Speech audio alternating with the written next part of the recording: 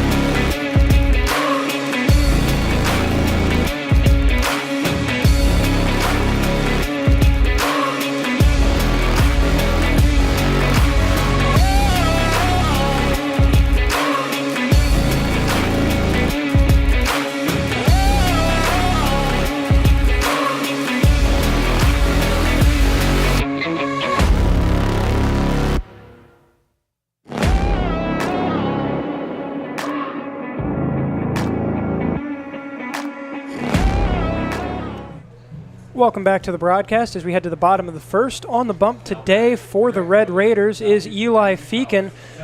He's pretty familiar with this area, went to Papillion La Vista for high school, currently at Simpson College, and he's pitched 7 2/3 innings so far this year, giving up just 10 hits, only allows 1.8 base runners per inning. He's also struck out 7. His first batter today is Danny Spunberg, who goes to Southeast Community College currently, has 6 hits and 29 at-bats, good for a .207 average.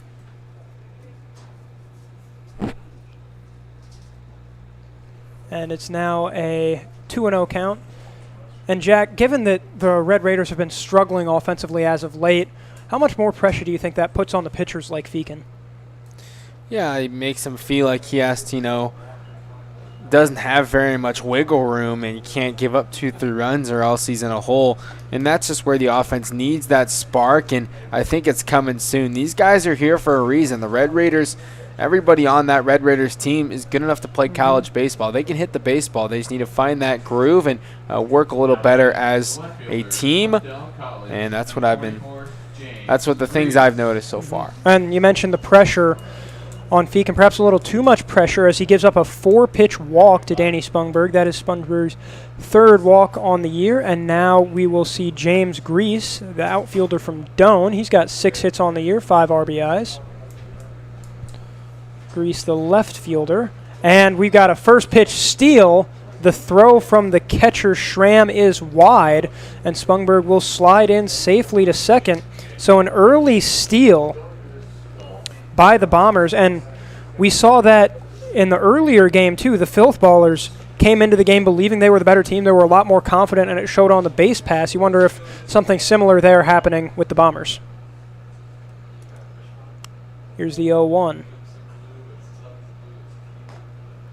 And it is just high, so the count goes to 1-1 on Grease.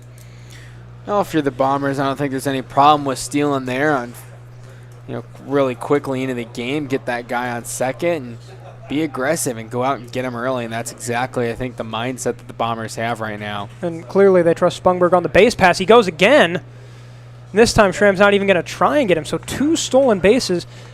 And that's why Spunberg is the leadoff guy. He's scored 7 runs on the year, a really fast base runner. And he has moved from first to third on just 3 pitches. It's now a 2-1 count and already a runner in scoring position. That one, though, a cut high missed by Grice. Count now 2-2. And we talked about the pressure that poor offense can do to Feakin, but Jack, what about the pressure of having a guy on third? Yeah, it does put some pressure, especially nobody out. Just got to focus on the hitter and get this big strikeout here. He cannot. The ball curved just outside of the zone. But, yeah, you're right. It almost has to be a strikeout because any ball in play past the infield almost certainly scores Spunberg. Grease now with a full count and a man on third. And he drills that into left. That has a chance. It is back, and it drops at the wall. So that will score Spunberg easily. Throw into second. A stand-up double for James Grease. And what a shot that was. I thought that might be gone for a bit because the left fielder kept tracking it and tracking it. Finally ended up at the wall behind him. And Spunberg can just walk in with a run. And that is not where the Red Raiders want to be this early in the game. Jack, you already mentioned not being able to give up 2 or 3 runs. Well, Feakin's already halfway there giving up that run. And now there's a man on second. Still nobody out as Nico Saul comes to the plate. Saul, one of the nominees for Hitter of the Week in the Corn Belt League. Waits on that one. And it is a called strike. Saul been one of the better hitters for this team. He's got 7 hits, 2 for extra bases. He's also got 4 RBI and 4 runs on the year. Certainly one of the most consistent guys on this Bombers team.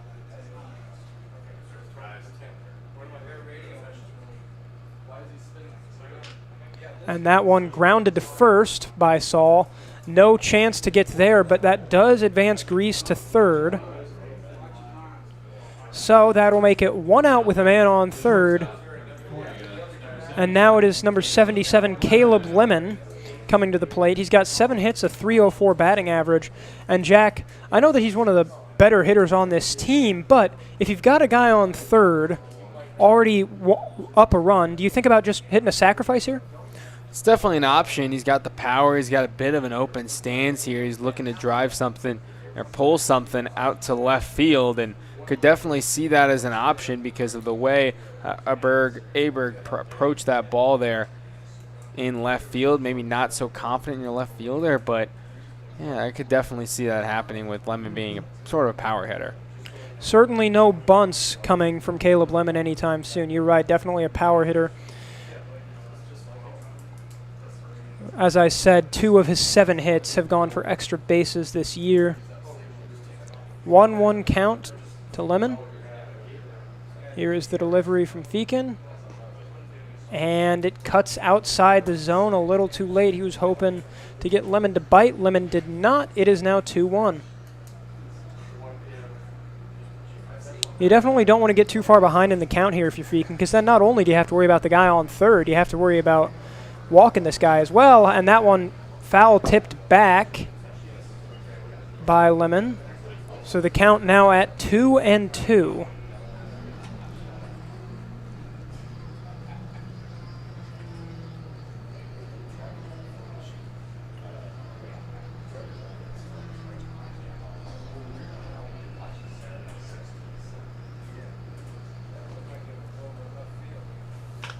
That one popped up into the infield. That's not even going to get past the pitcher's mound. And it is the pitcher, Feakin, who ends up making the play on that. So he's settled down just a little bit at the very least after allowing a walk and a double. Feakin has gotten the last 2 batters, Saul and Lemon, to get out quickly. Gage Julin now at the plate. He's got 5 hits, 7 RBIs on the year. Definitely one of the better RBI men on this team and in this league. And if he's able to sneak one out of the infield, he will almost certainly score James Grease, who is sitting on third right now. That's a big out for Feakin to get that second out with leaving that runner at third base. A pop up in the infield, exactly what he needed. Now just go get that last out. Don't worry about that runner on third base. Just focus on the hitter and get out of this with just only 1 run scored. Exactly, just limit the damage. And no sacrifice will be in play, but no sacrifice will be needed as Julin rips one into left field. An RBI single for Gage Julin. That is number 8 on the year for the designated hitter for the Bombers. And now they have extended their lead to 2-0. And that piece of hitting is driving that, finding the gap between short and third and scoring that second run. And now that the Bombers have that insurance run, that's big against a team that's struggling right now, which is the Red Raiders. Get that lead early and make yourself comfortable moving forward. And that one grounded to third, trying to run it out, but cannot, is Black. So that will end the first inning. Couple of hits for the Bombers and a walk from Spungberg. Bombers get 2 across and lead 2-0 at the end of the first. We'll be right back here at JJ Isaacson.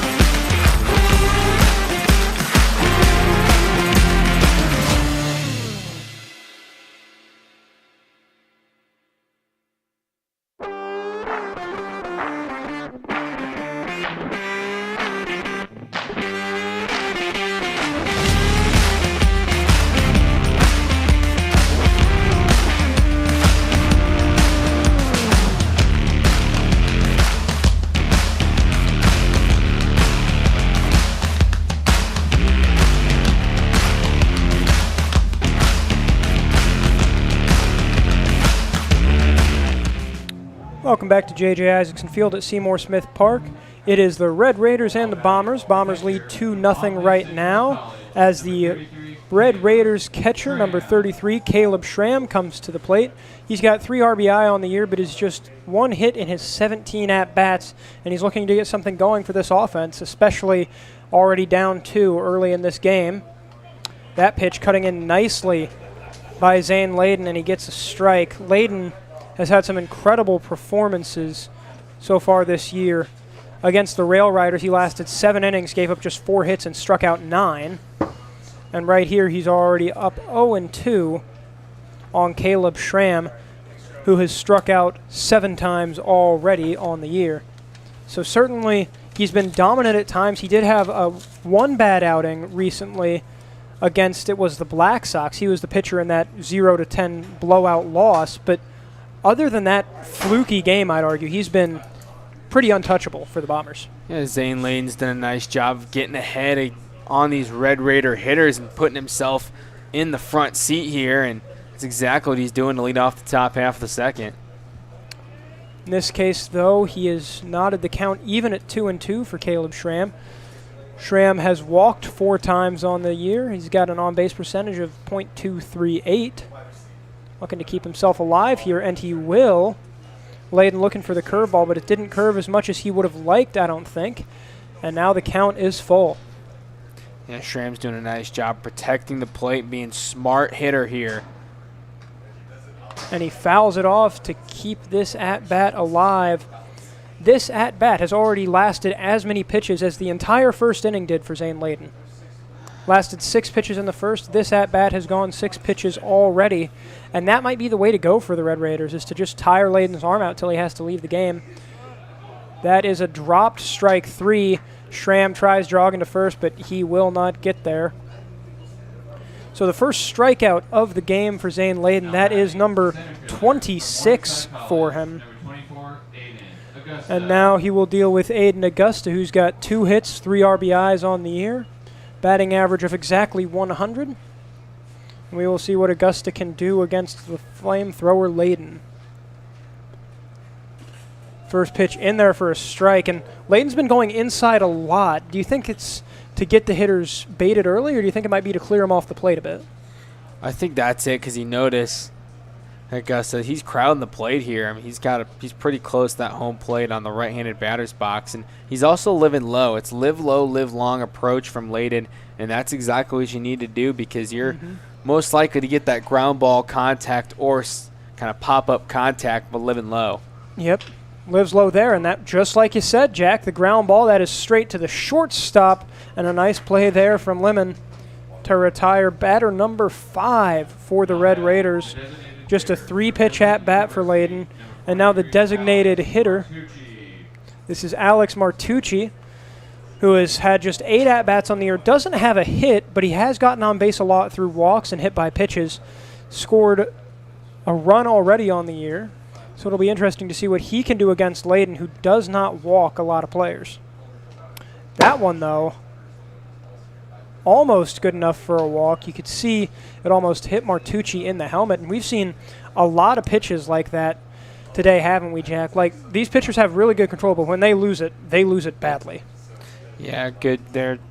Nice job there from Martucci to avoid being hit by the pitch and the helmet especially. But, yeah, absolutely, I think. And we've got 5 outs from Layden, only 1 of them strikeouts. He's letting these hitters hit, but he's trusting his defense, and defense is making plays.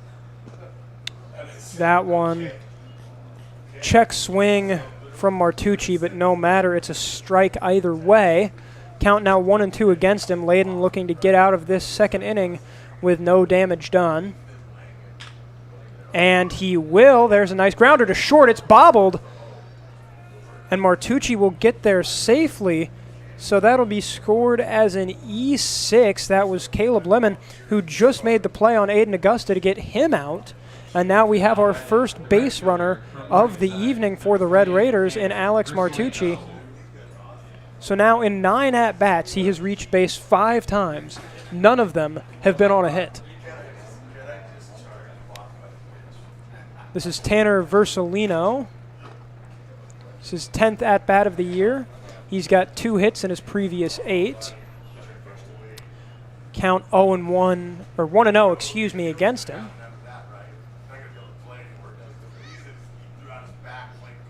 That ball low and away, 2-0. The catcher, Jordan, nearly lost it in the dirt, but did a good job to recover it. So now the count 2-0, and a hitter's count certainly for Versalino. For the Red Raiders, just got to find ways to get on base. That's exactly what we saw here from Artucci. And now just next guy up, find a way, and keep the inning alive. And I think that's exactly what we'll see some Versalino here. And it happened in the first game, too, where Cedric Dunwald got on base thanks to an error in right field. He ended up scoring in a game that the Rail Riders only won by a run. So certainly any sort of base runner will do. I know it's a 2-0 deficit, but it is still very early in this 7-inning game, and a lot can happen between now and that 7th inning. 2-1 to Versalino, make it 2-2. Another inside pitch from Layden, but that inside heat has been difficult to deal with from these hitters. We still have not seen a ball hit out of the infield yet. No, we haven't, but you're right. Still seeing that inside coverage towards the right-handed hitters, and low. It's been low or it's been inside. We haven't really seen anything outside at all so far. The last thing Layden wants to do is give the hitters their full time to wind up the bat and really get a big swing into it. If they have to kind of check their swing, even just a little bit, that might be the difference between a big hit and a grounder to short. Again, 3rd straight grounder to short. 2nd time the play was made by Lemon. So that we're through the top half of the 2nd inning. Red Raiders did get a base runner, but nothing else. It's still 2-0 Bombers as we go to the bottom of the 2nd.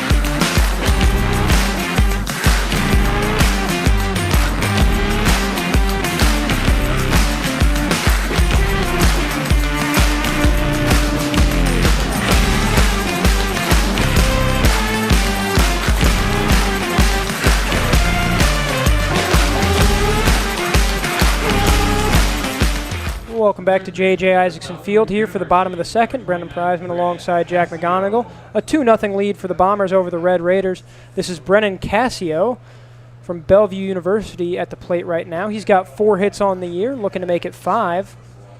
But Feakin throws a strike inside.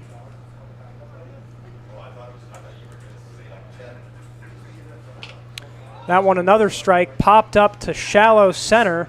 It's going to be the shortstop with Sherrill with the play on it.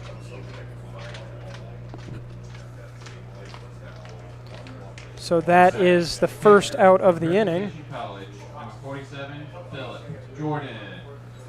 And this is now Philip Jordan at the plate. I actually know Phil personally, and he's coming off an injury season, pretty much that lasted the entire season, so good to see him able to play some summer ball. He's certainly been incredible when he's played. Just 7 at-bats this year, but he's got a slugging percentage of 1.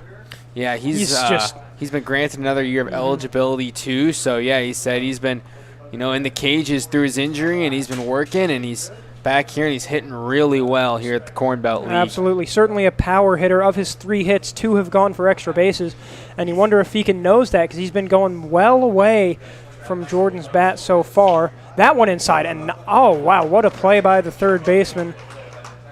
Let's see, that was Ira Lee making the play. A little liner to 3rd, and a good play from the Red Raiders defense, maybe stepping things up after kind of a poor first inning. But look at the exit velo on that. I mean, that was a rocket to 3rd base. That's exactly, plays like that is why it's named the hot corner. This one grounded to short. That was Rebecca Lair, and that'll end the inning. So pretty solid inning for Eli Feakin. That one just 6 pitches, and it's still 2-0 as we go to the top of the third.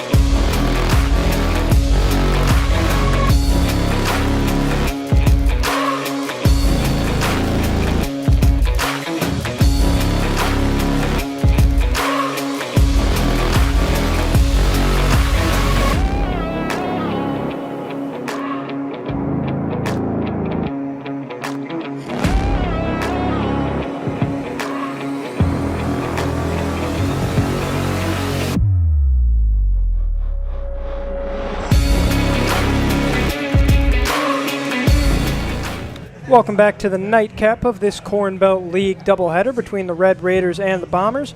2-0 Bombers in the top of the third as the Red Raiders come to the plate. This is Ben Harkin, the second baseman, will have first crack at it. Zane Layden has pitched a great game so far. He struggled a little bit in the second, had some long at-bats to deal with, but he got out of all of them. The only base runner was on an error, and he's retired the other 6 batters up and down just like that. We'll see what he can do against Ben Harkin, who is still looking for his first hit on the year. But it's certainly been a pitcher's game, much like the first game of this doubleheader was. Yeah, so far so good from both pitchers. A little slip up from Feakin in the first inning, but the Bombers were out coming hot, and he sat him down in the second inning. Layden gets strike 1, and that first pitch strike has been key for him. He's gotten the first pitch strike in against 4 of the 8 batters he's faced so far. That one curved in just at the last second. And you can see why working inside has been so pivotal for him, because the hitter right there was expecting another ball inside, but it curved at the last second and hit the zone. 0-2 now. That's what makes it so challenging. He just finds the zone right at the last second. Yeah, incredibly tough for hitters to pick up that soon as it approaches the mitt. That one a little low. So it will be a 1-2 count for Ben Harkin, who has walked twice and been hit by a pitch twice more in his 9 at-bats. Here's the delivery inside. 2-2. Yeah, that's where Layden's been attacking all game long, is that inner half of the plate, and it's worked, and it's been very successful. Has no hits so far for the Red Raiders. And Harkin will not be the first. That is the second strikeout for Layden. Both of them have been swinging, and now he will face the bottom of the Red Raiders order. The left fielder, it's Jacob Aberg. He's got 3 hits on the year and 18 at-bats. He's been one of the Red Raiders' more consistent offensive producers. But we'll see what he can do against Zane Layden, one of the better pitchers in this league, and he will ground it to short. A lot of action for the shortstop, and he is just barely able to make the play. That is Caleb Lemon, and we've seen a couple mishaps from him. He bobbled the Martucci grounder in the second inning. That led to Martucci getting on base. Bobbled that one, too, from Aberg, but he was able to make the play on it. Still, not necessarily a good sign for the Bombers that the guy who's getting the most action on defense has had some trouble handling the ball on a couple occasions. Yeah, good to see that he cleans that up just in time, but need a cleaner and more secure delivery and finish at shortstop. Yeah, if that would have been if Aberg would have been safe, that would have been the second E6 of the game, and eventually those base runners are going to get to any pitcher, even one as good as Zane Layden. He's ahead in this count 0-2. This is Isaac Sherrill back up at the dish. He popped up to second in the first.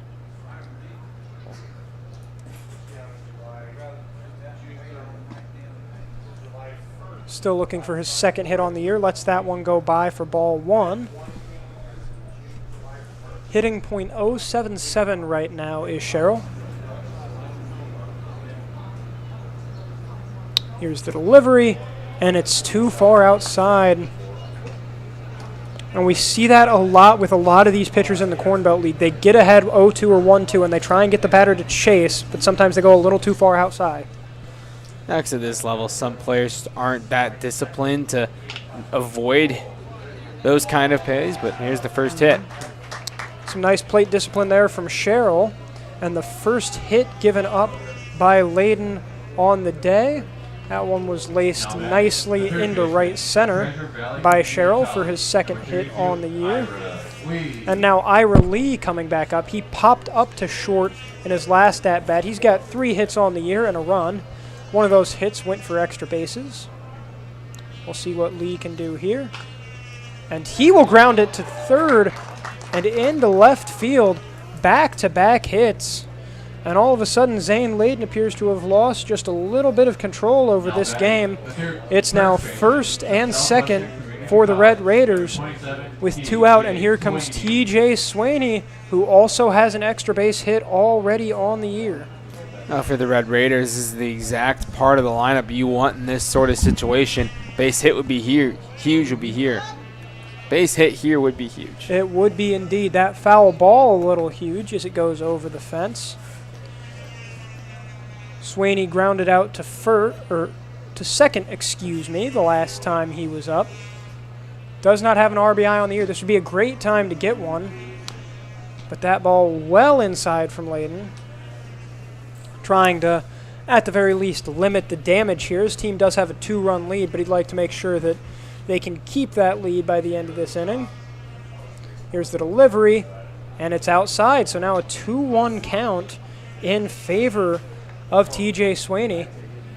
And he's walked once already on the year. If he can get another walk, that would load the bases for the cleanup hitter in Caleb Schramm, and he's got 3 RBIs already on the year. Nice curveball there, though, from Layden to even the count up at 2-2. Yeah, for Swaney, you can't waste this at-bat here. This is a huge opportunity. Get your team on the board in a 2-run game in the early part of this matchup. Fouled back to the fencing, and the at-bat will stay alive for Swaney.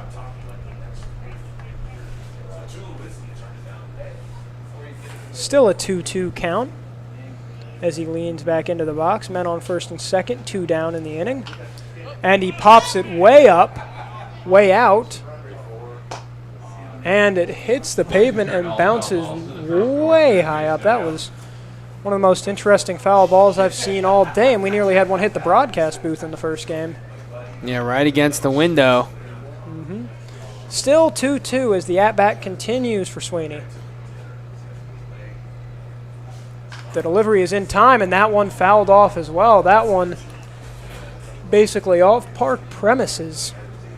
So it remains 2-2. TJ Swaney might not get a hit, but he's doing a good job keeping that pitch count for Zane Layden ticking up.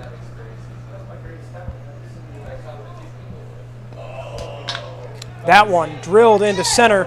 It might drop. It will. Back at the wall. This might score 2. And yes, it will. Sherilyn Lee coming around to score. Swaney heading for third, and he will get there safely. Sliding in for a triple is TJ Swaney, his second hit of the year, and boy, oh boy, it could not have come at a better time. A 2-run triple, and we are all even at 2 runs apiece. That shifts the momentum, man. You needed a hit like that for the Red Raiders, and Swaney in the 3-spot delivers, and just a sharpshooter out to center field over the head. And it's 2-2 just like that. Just too much for Tanner Black to chase down in the air, and that's a huge hit. We're all knotted up in the third. And how about the clutch hitting from the Red Raiders, too, as the ball nearly got away from Jordan there. But Sherrill, Lee, and Swaney all had their hits with 2 outs. This is a nice 2-out rally we're seeing from the Red Raiders, and maybe after the 8-game losing streak, their season might be starting to turn. A win tonight would certainly help. Yeah, get the confidence really up in the locker room. Man, it would just be a huge W if they could get a victory tonight and kind of put that 8-game losing streak behind them and look forward. We've already got a mound meeting for Zane Layden. Down 2-0 in the count, getting a talking to. Remember, Sweeney is on third, so a ball out of the infield almost certainly is the go-ahead run for the Red Raiders. And obviously Layden, one of the better pitchers on this staff. So if you're the Bombers manager, you keep him out here for a little while longer. Do you start getting the bullpen guys warmed up? So let him go. I mean, I think that's what you do. It's 2-2 right now, third inning. It's all right. Just take a deep breath, get out of this inning, and move on to the fourth inning. I think he's doing a good job so far, but right now the Red Raiders are just getting to him. But deep breath and get this out. That might be the way to do it. It's going to be a tough play from short, but he does it beautifully. What a great play by Caleb Lemon. He's been busy tonight at short, but for the most part, he has played impeccably. So that limits the damage, but 2 singles and a triple for the Red Raiders score 2. We are all even at 2 runs apiece, heading to the bottom of the third.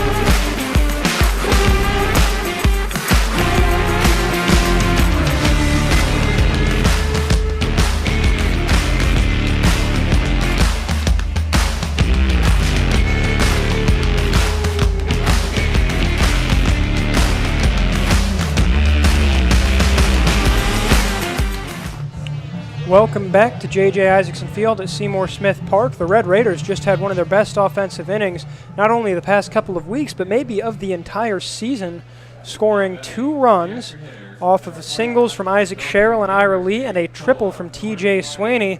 They have knotted the ballgame up at 2, and now we will get to see what the very bottom of the order. This is Cole Norden from Bellevue University up to the plate for the Bombers, trying to get the lead back. And he wisely waits on that one from Feakin. So it is 1-0 to Norden. It'll be interesting to see if they get Norden on, how the Bombers approach the base running. I feel as if they will be aggressive again like they were in the first inning with that top of the order coming up. Now tied game. And well, they probably should be aggressive anyway now that they've lost the lead. I'd say that losing the lead is more reason to be aggressive, not less. You want to try and get that lead back as quickly as possible. Now a 2-1 count for Norden. He's got 3 hits and 17 at-bats on the year. Scored twice, brought in 3. And he wisely waits on that one, so now a definite hitter's count at 3-1. Norden has walked 3 times on the year, so we will see how he approaches this next pitch. And he waits, a nice painting of the outside corner there by Eli Feakin. Did a great job loading up the count. 3-2 now. It's a really nice location from Feakin. Low and away, dangerous stuff. Right down the middle, even more dangerous stuff. Feakin gets his first strikeout of the day as Norden is sent back to the dugout. And now back up, it is Danny Spongberg, the Southeast Community College student. Walked in the first inning, then stole 2 bases and came around to score on the James Grease double. looking for a similar result here in the third. And once again, he takes the first pitch for a ball. He was walked on 4 pitches by Feakin in the first inning. And you can bet that Feakin is not really intentionally walking him, but definitely trying to make it difficult for Spongberg to get his bat on the ball. Kind of an interesting decision there. Shows bunt for just about a second. I wonder if that maybe caught Feakin by surprise, but just goes the way he does it. Fires in a strike. You can see Ira Lee, the third baseman, came charging down the line, and that might have been why he showed bunt. A nice hit by Spongberg, singling into left field. Just a grounder in the gap, and Danny Spongberg is now on first base for the second time in 3 innings. And now Grease, who had the RBI double last time, is up to bat again. We will see how Feakin treats him. Ooh, that ball gets away from Swaney. Spongberg a little too confident in himself off of first base. I don't mind. I like that idea there from Eli Feakin, because you remember how Spongberg stole a bag right away, and maybe you can catch him in a pickle type situation was the plan from Feakin. I like that idea. But there goes Spongberg, and it's a pitch out. That's going to be very close, and it's a nice play from Schramm all the way to Harkin, and Spongberg caught stealing. So that will be out number 2 on the inning, and now Grease does not have anybody else to bring in. He's going to have to do it himself with a 1-0 count, but a really smart play there by Eli Feakin, knowing that Spongberg's probably going to go, just pitches out and watches. That's good coaching, and that's adjustments made, and that's exactly what the Red Raiders did there to get Spongberg out. And give credit to Schramm. He was ready to fire down to second base, and nice job there from the second baseman and Harkin to apply the tag in time. Yeah. Spongberg was very close anyway. I mean, shows you how much of a talent he is, that even with the Red Raiders going all out to stop him, he still was pretty close to making it. Although now we've got James Grease has the pitcher right where he wants him in a hitter's count. It's 3-1. Here's the delivery. And, oh, it's a called strike too. Not sure how Grease feels about that call, but the count is full, and Feakin might be able to get out of this inning, keeping the score knotted at 2. Maybe not, as it's drilled to left and over the head of the left fielder, Aberg. And this is Grease, who's going to get a triple out of this. Maybe more. He's going home, and he is going to get there untouched. An inside the park home run for James Grease. What a triple and an error. What a day he is having. Got a double his first time up, and then a triple, and now 2 runs. He's halfway to the cycle. Yeah, absolutely. And I think Aberg might have had tough times just pulling it. Maybe it got caught with the fence, not sure. But if it happens, throw those arms up. Not really sure what happened out there, as we're about 400 feet from that fence there. But, hey, the Bombers capitalized. They take a 3-2 lead. It was barely over his head, too. Aberg nearly made that play, which would have ended the inning, but it just got over his head, and then Grease was sprinting out of the gate, was able to make a nice play, and the Bombers now have the lead back. It's 3-2. Here is Nico Saul back at the dish.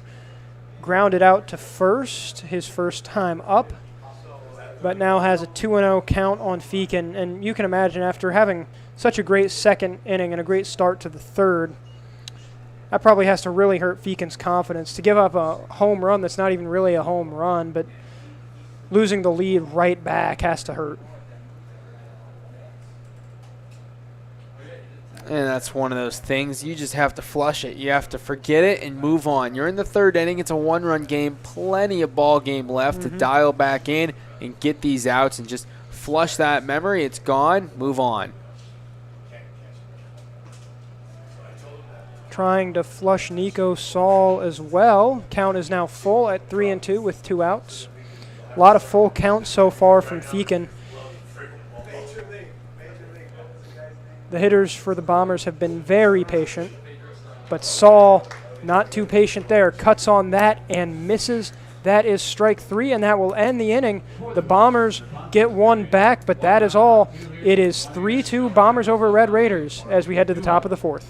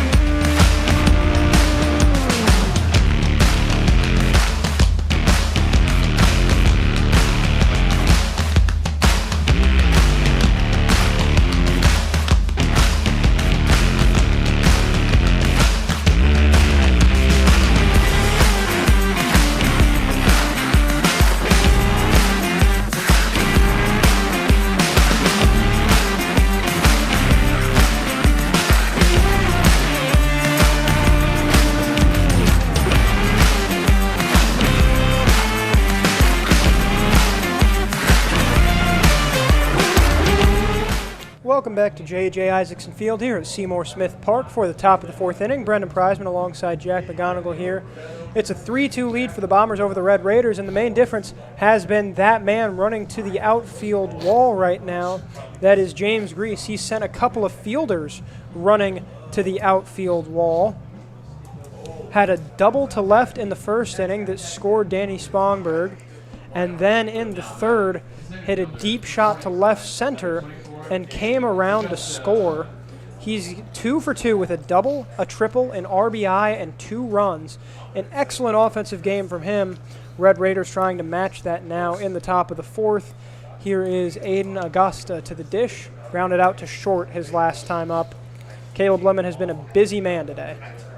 Yeah, it really has. I mean, a lot of the balls have been hit right to shortstop, and he's played well except for the air, especially on that last throw out, kind of on his back foot across the diamond. Very strong throw.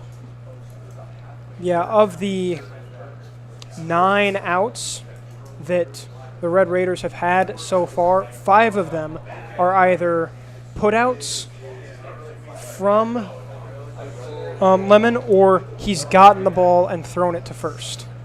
So, been a busy day for him, but like you said, except for the air, he's been excellent. That last throw to end the 3rd inning from basically across the diamond was incredible.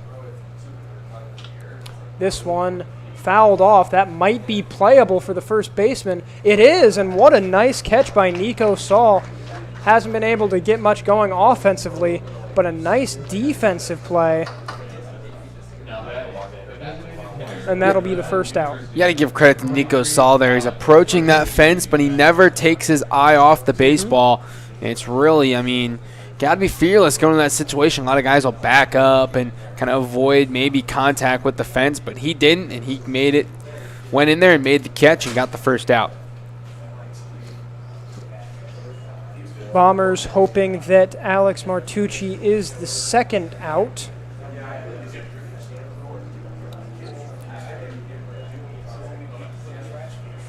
1-0 count to him, and he's swinging, strike 2. Layden, except for that triple, has been really difficult to hit for the Red Raiders. Except for the singles from Sherrill and Lee, it's been basically nothing except for that error that got Martucci on base. As it's now 2-1. You think the Red Raiders should change anything up to try and hit Layden, or since the game is still so close right now, you think they should just keep doing what they're doing? Just keep doing what you're doing. I mean, they did in this 3rd inning. Just find those gaps. Keep hitting the baseball like you know how to do. I don't think many adjustments need to be made on the offensive side. You're facing a good pitcher. You can't bounce or beat around the bush against that. I mean, you're facing a really good pitcher, and just find ways to beat him. Just find that green grass. There's a lot of it at this ballpark. That one just hits the top part of the strike zone for Layden. Now a full count for him going up against Martucci. who, as I said, reached on the error from Caleb Lemon in the second. Trying to get back on base again. And a called strike 3.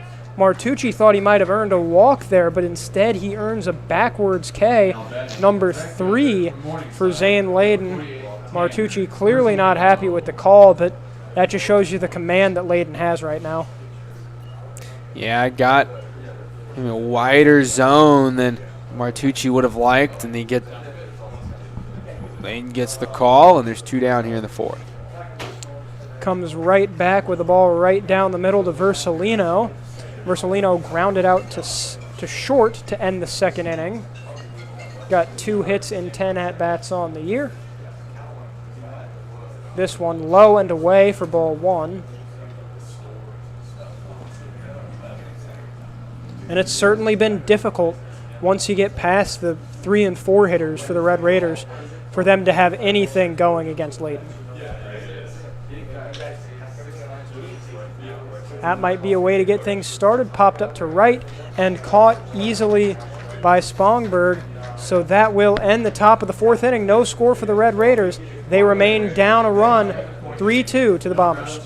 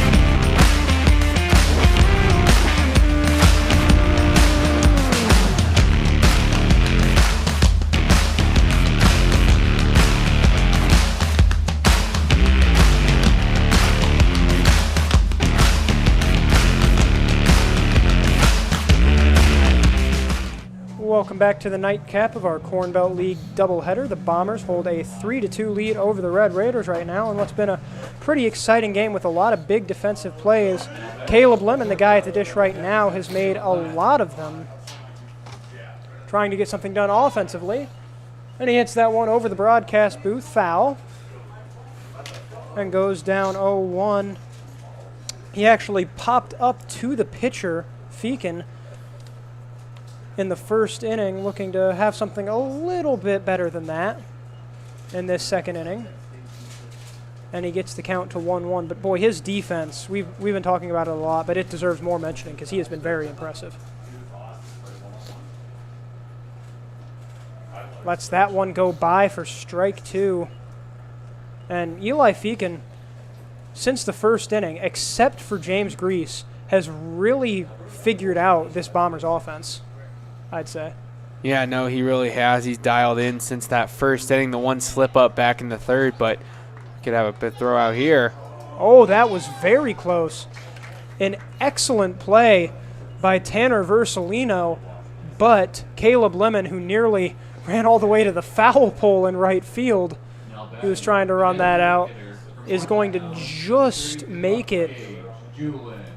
And that's a great play by Versalino. Lemon, not necessarily as fast as a guy like Spongberg is. And Versalino saw that and nearly made the play. It shows you that the Red Raiders aren't scared to make the aggressive play right now. That ball at the knees, too low for Gage Julin as he lets it go by. He had an RBI single in the first inning. This is his second time up at the dish.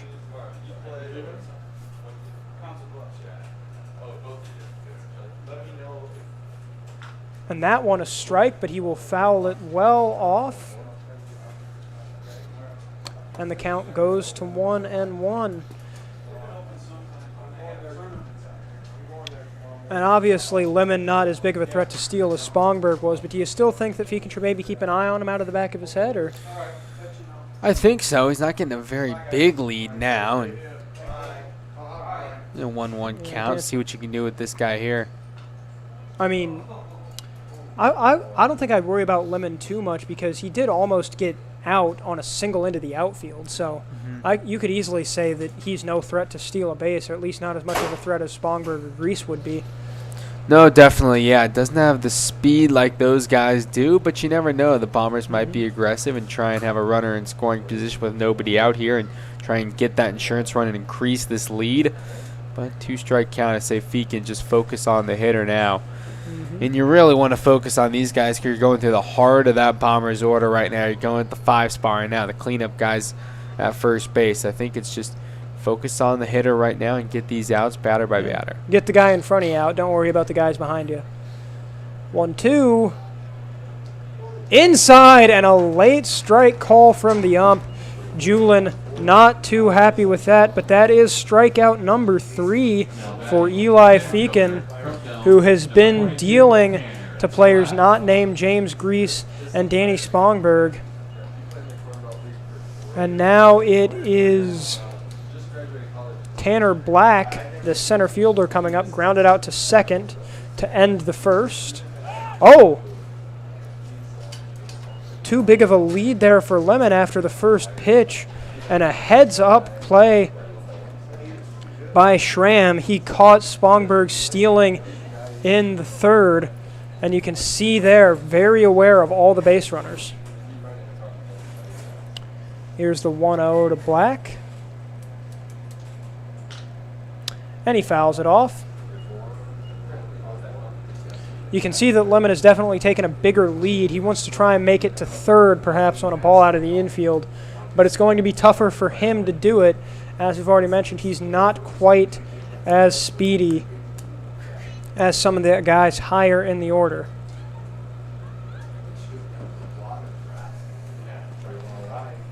One.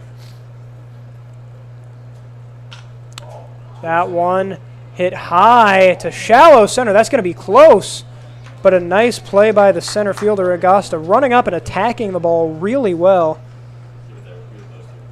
Catches his second flyout of the evening, and that will bring up Brennan Cassio, who flew out to center in his last at-bat to try and keep this inning alive and maybe get Lemon around home to extend this 3-2 lead for the Bombers.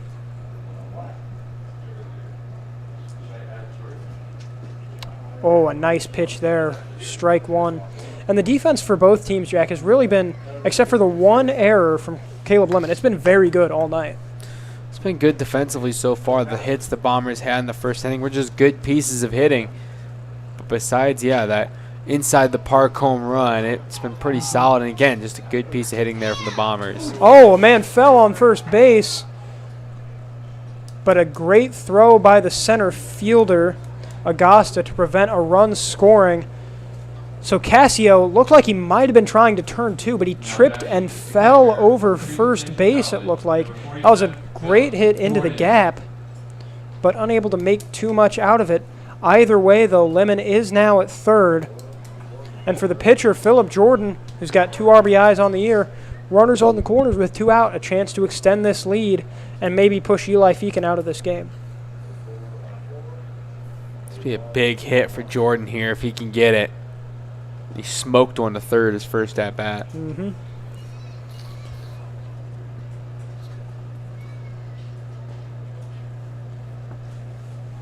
1-0 count to Phillip Jordan.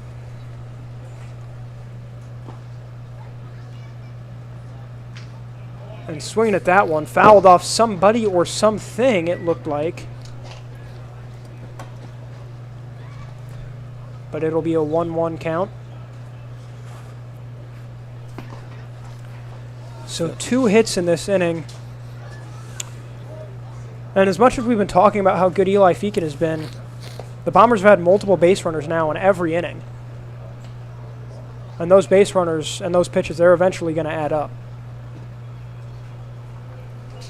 Might have added up a little bit there. That ball in the dirt, 2-1. Now, do you think it's that big of a deal that they've had so many base runners since they're not really scoring? As long as you keep that number at 3 right now, I think you're good. But, yeah, it can definitely, if you have those base runners, it can definitely get some fatigue on a starting pitcher. You have to throw more pitches, wears you out a little more. But if you, at the end of the day, if you're keeping that score as low as possible, to win in my book.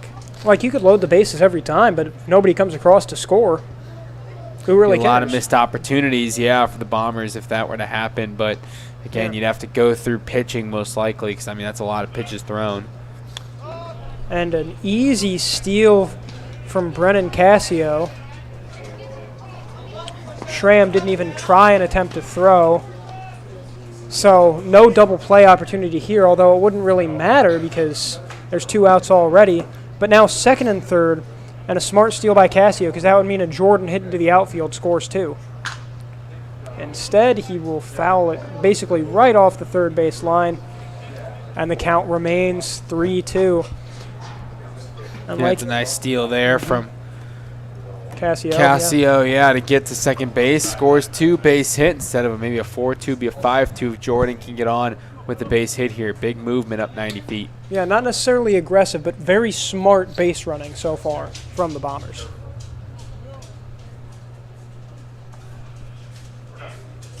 Full count, men on second and third. Feakin trying to get out of this inning and limit the damage to nothing.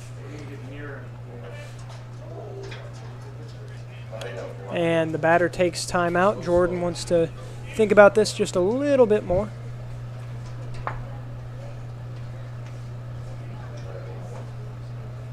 And here's the pitch.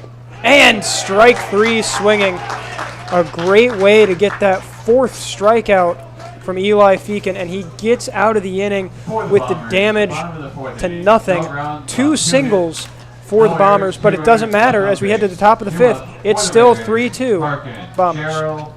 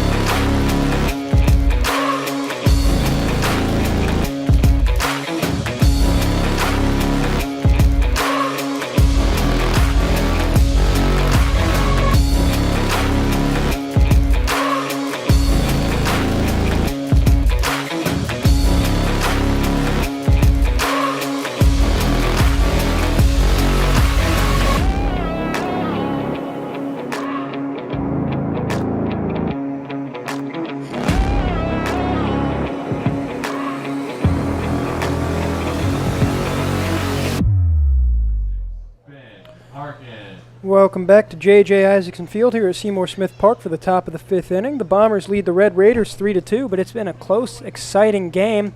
Bottom of the order up right now for the Red Raiders. This is Ben Harkin, who struck out his last time up. And he takes another strike there for strike 1. Zane Layden been dealing except for that 3rd inning. Gave up 3 hits in the top of the 3rd. Other than that, he's allowed 1 base runner, and that was on an error. It's been domination from Layden, just like it has been throughout most of his starts all year. And he's done a really nice job tonight getting ahead in accounts like he did here to begin the 5th inning. And now he's working towards that bottom of the order and get some outs here. Oh! And finally we have a hit by pitch. We've had a couple pitches thrown inside all night.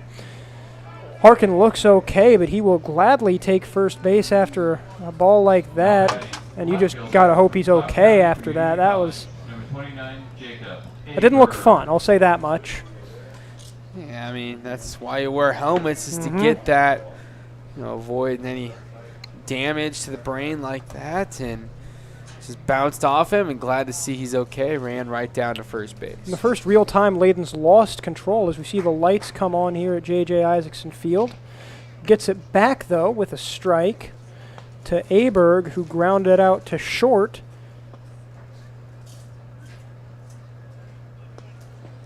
Four other teammates of his have also had their at-bats ended when they hit it to the shortstop, so he's not alone. This one drilled to right. That is pretty deep, but playable, and it is caught nicely. Oh, that's going to be a double play. Unbelievable. Harkin, just a complete lack of situational awareness there, and that's going to be a double play from Danny Spongberg. What can he do? He can hit, he can steal, he can get double plays as an outfielder. That is incredible. What in the world was Harkin thinking? Spongberg, the awareness to have to throw that ball in right field, to see that is a really heads-up play from the right fielder, and Spongberg, nice job there, and 2 quick outs here in the 5th.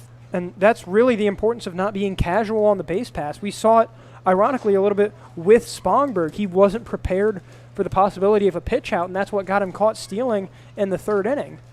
But takes advantage of some really lax base running from Ben Harkin to get the double play. Now, instead of 1 on, 1 out, there's none on and 2 out, and that'll make it a lot easier for Zane Layden to get to the end of this inning.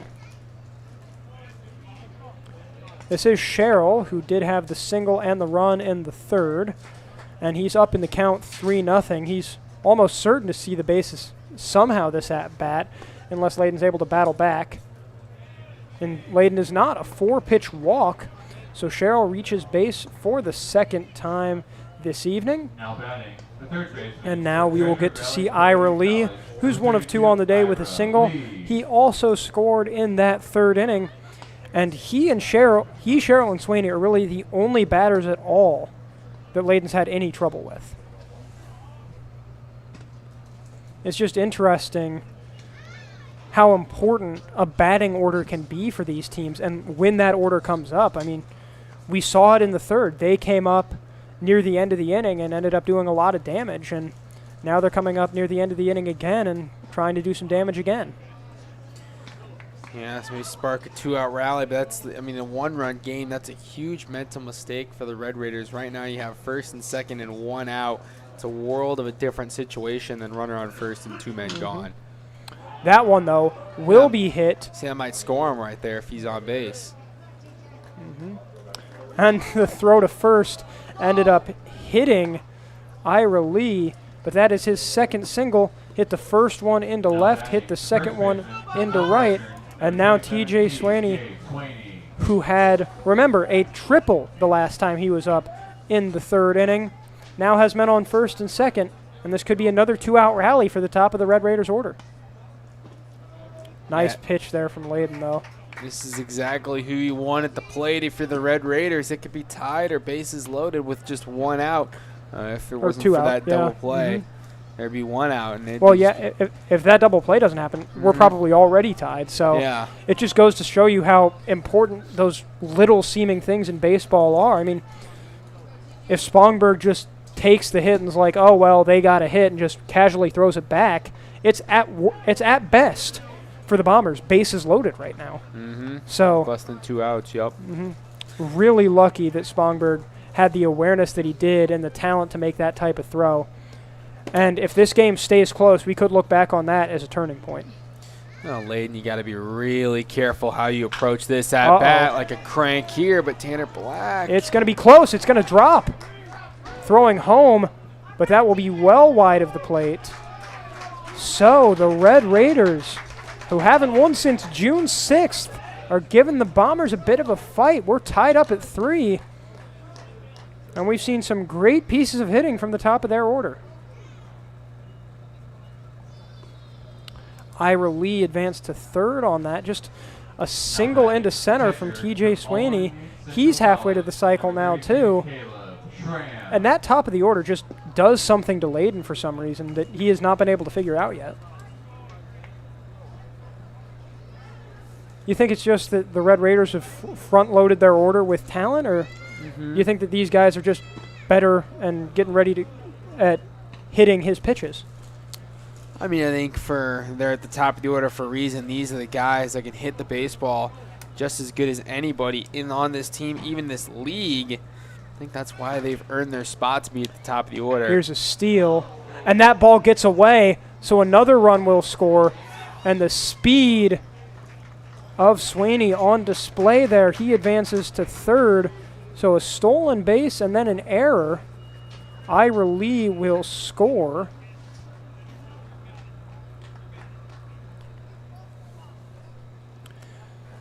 So Swaney could have been caught stealing, but the throw was wild, and now we've got a man on third, and the Red Raiders, for the first time in a long time, lead. First time today they get themselves a lead 4-3, working towards the late innings in this game, and now we'll see how Feakin, handles that pressure being up a run, or if the Red Raiders will dive into their bullpen a bit.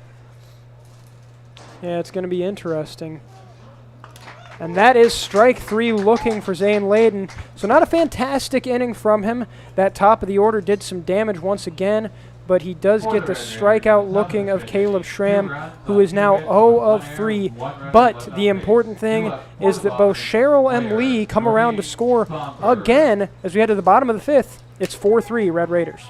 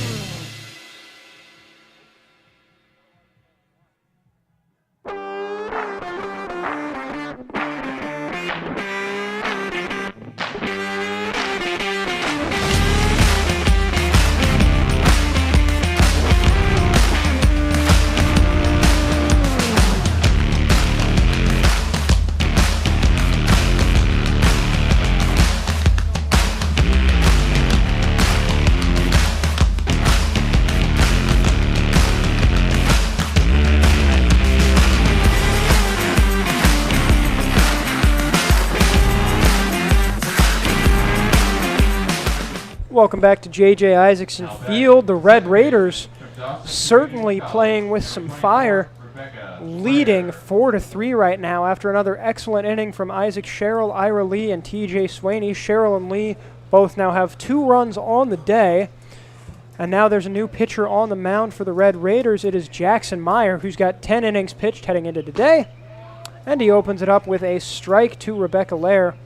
Meyer been a very solid reliever for this Red Raiders team, giving up 12 hits, only 6 earned runs. He's struck out 16, so certainly a strikeout pitcher, and he goes up 0-2 now. Yeah, Jackson Meyer, bit of a velo uppage here out of the bullpen for Wilson State College.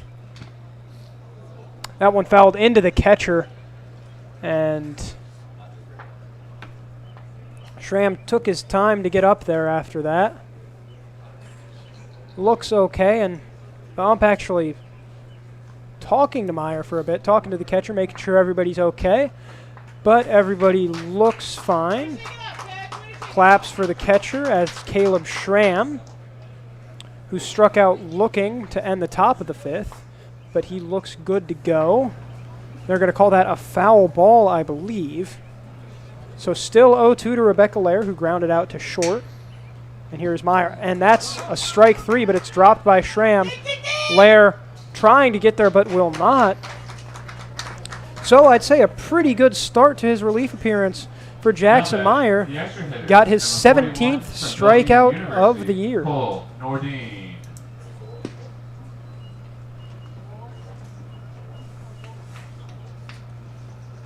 Next up is Cole Nordine, who struck out in the top of the 3rd. A lefty dealing with the right-handed Meyer. And he fouled that off into somewhere. Goodness knows where. It was going pretty fast. But it's 0-1. And you mentioned Meyer being a flamethrower. That might be just what the Red Raiders need to protect this lead, is a guy who just throws the ball hard and makes it really difficult for the Bombers hitters to get on base. Oh, that hopper gets past the 3rd baseman, though. That was a good chance for Tyler Beasley. Could have made the play, and instead it's going to be a stand-up double. Now batting, the right fielder from Southeast Community College, number 1, Danny Spongberg. For Cole Nordine, grounded it down the line nicely, and now I believe it's Danny Spongberg up to the plate, and we all know what he can do with the bat this game. Yeah, Spongberg has been pretty solid here. First couple at-bats, and now he's got a run in scoring position. He shows bunt, but pulls back. Pulled back just in time. I wondered if that might be called a strike, but it's not. It's a ball. Yeah, Spongberg had a walk and a single, was caught stealing in the top of the 3rd, looking to avoid a situation like that.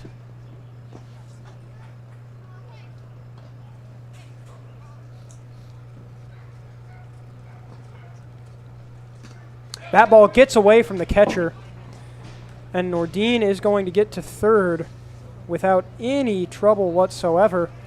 So now with just 1 out, there's a man on 3rd, and we've got the top of the Bombers' order. If they're going to make up that run, they couldn't really ask for a better scenario to do it.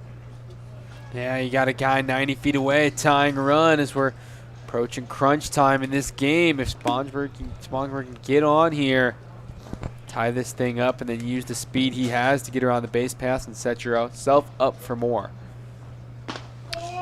What a pitch from Meyer in response. There's the flamethrower we were talking about. And he gets the count to 2-1. Spongberg, though, certainly not the hitter you want to face, hitting .207 on the year. Oh, and that ball gets past the catcher, bounces off the backstop. And Nordine will come in to score. And Cole Nordine has tied this ball game up at 4 apiece. We're certainly headed for a wild finish at JJ Isaacson Field if these first 5 or so innings are any indication. Yeah, pretty wild back and forth. Good game we got on our hands. I mean, it's been a couple mistakes here and there by either squads, but at the end of the day, we're tied bottom of the 5th. Base is empty. And Meyer, good one so Meyer far. kind of reminds me of what Aroldis Chapman would do in his prime. Throw 105. Flamethrower, but if it gets past the catcher, oh boy, you're in trouble. Does get it to a 3-2 count now. And they're going to say that Spongberg checked his swing just in time. So for the second time, Spongberg gets on base thanks to a base on balls. And now James Grease, halfway to the cycle, 2 runs and an RBI with a double and a triple, gets to face Meyer.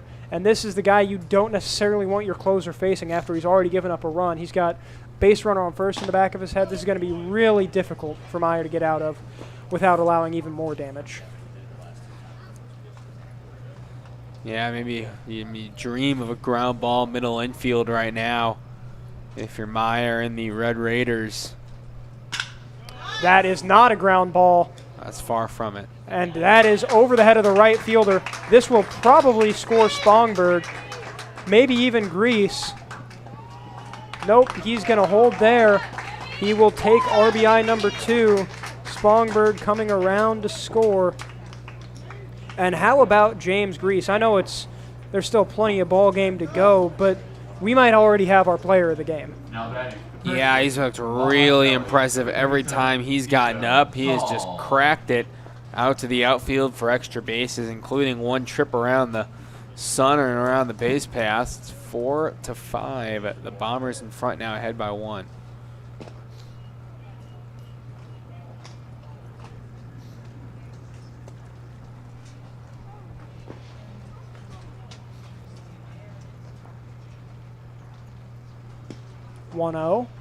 This is Nico Saul.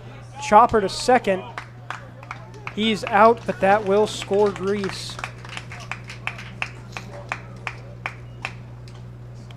That is now the 3rd time James Grease has come up in the first 5 innings. He has scored all 3 times. He has reached at least second on the hit every time. Simply an incredible performance. Yeah, he's been the guy I would give my player of the game vote to right now, as he's now scored 3 of the Bombers' 6 runs with 3 extra base hits. Potentially even hitter of the week. Yeah, I mean, right now he's trending upward towards that.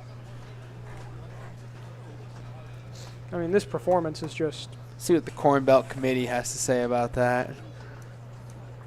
Whoever those guys are. That ball just outside. I would like to meet the Corn Belt Committee. They seem like wonderful people. Yeah, they're all right. Oh, you've met them? Yeah, had the opportunity.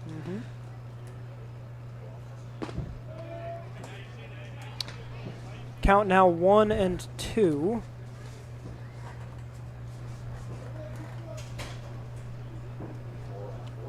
On Caleb Lemon.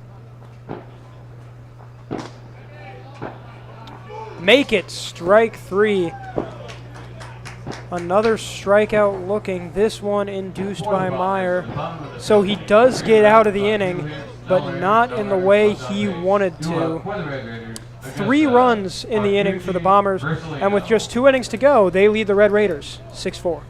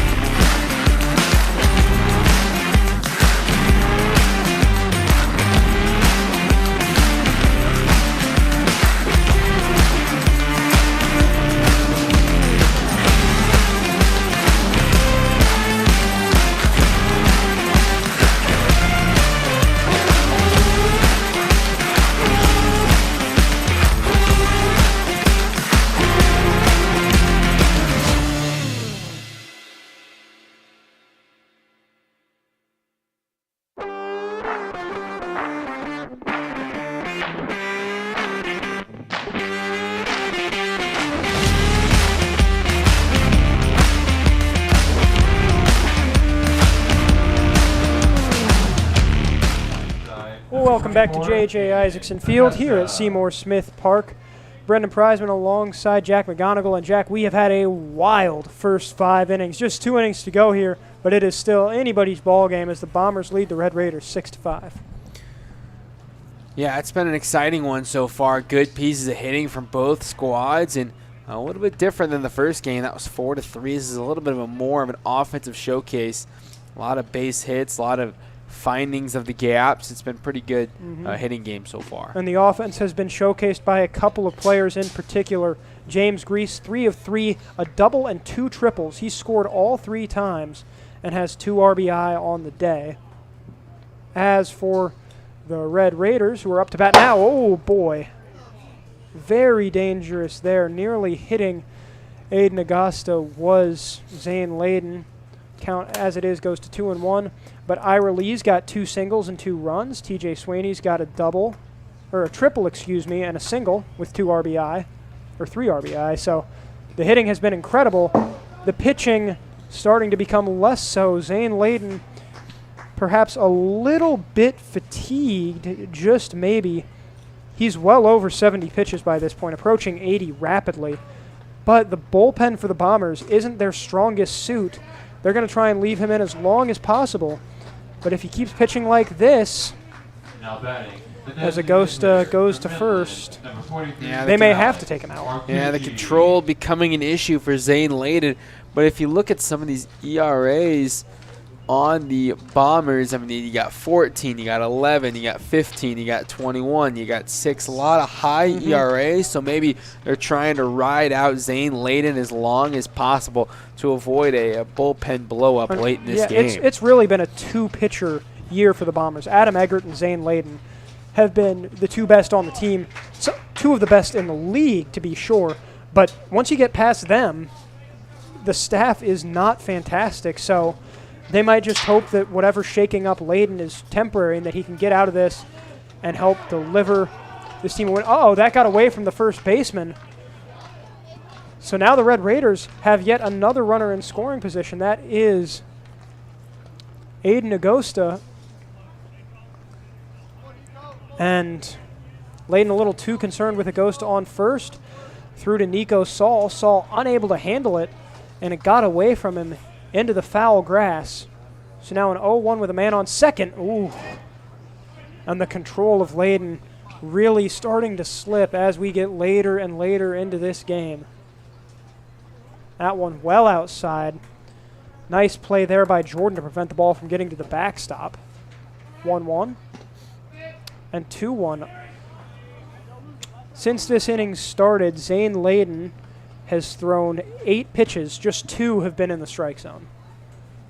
And you do have to wonder, is there at least going to be someone warming up for the Bombers soon? Depend, I mean, on this batter right here. If you can't get past Martucci here, I think maybe start looking at another option to throw. But if you get now here, just batter by batter. And you got to be careful, too, because this is the top of the 6th. There's 2 innings to go here. If this is a long inning, let's say that we don't get 3 outs until Jacob Aberg, who's the 9 guy, guess who comes up at the top of the 7th? Cheryl, Lee, and Swaney, who have all been incredible today. You want this inning to be as short as possible. And a called strike 3. Striking out Ryan Vermeer, who has come in for Martucci, it looked like. He was furious with that call, but holy cow, what a great pitch by Zane Layden. Yeah, it's a big strikeout there. Dial yourself back in after the walk and then the ball that got away at first base. Speaking of balls getting away, that one looked like it must have hit something because it bounced up off the catcher. And now, all of a sudden, there's a man on third with just 1 out. Got to be real careful here if you're the Bombers. Here's some fireworks going off in the background. We certainly had a lot of fireworks tonight in this 6-4 ball game. 1-0 count here. And that'll be strike 1. This looks like Mitchell Baker up to bat now for the Red Raiders, coming in for Tanner Versalino.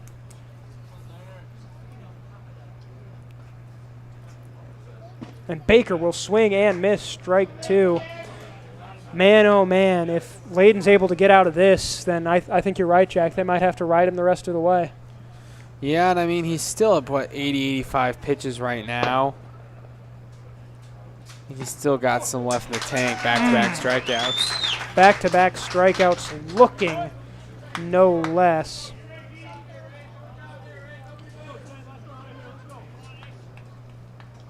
Hitting, number 8, Tyler. That is Beasley. strikeout number 6 for Zane Layden. And now another pinch hitter. This is number 8, Tyler Beasley, who will score Augusta easily. Beasley in for Ben Harkin.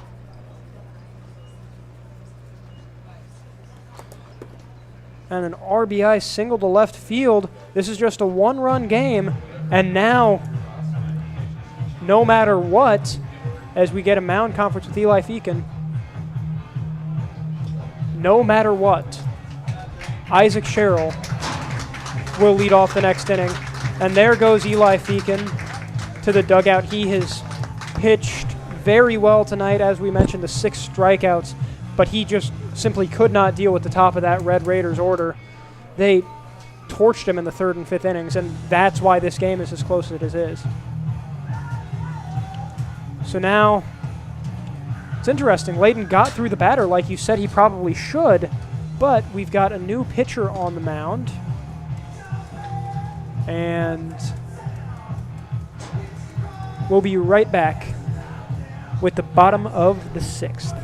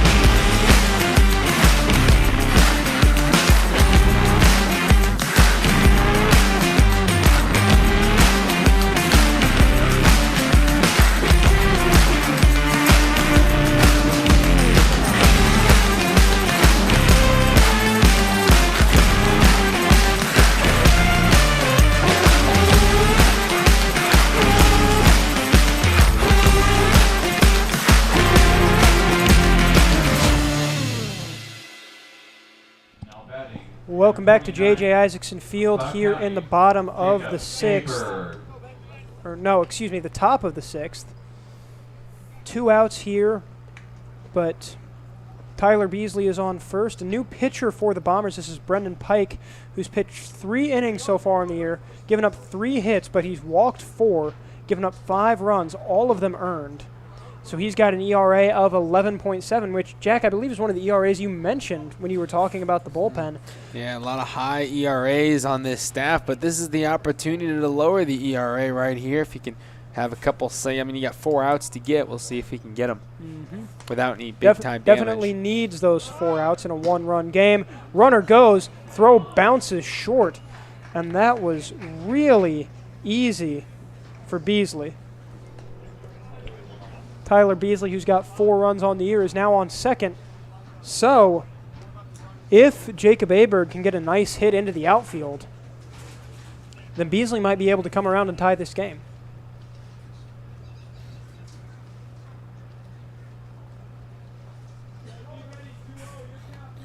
And already a mound conference. Brendan Pike has thrown just 2 pitches, but now with a man on second, you gotta hope that he's got his head on straight. Maybe just a sign meeting. Yeah, I mean, just confusion with the mixed signals right now. You can't see the sign right now. It's dark out, sometimes tough to pick up, and I think that's what the meeting at the mound was there for a couple seconds.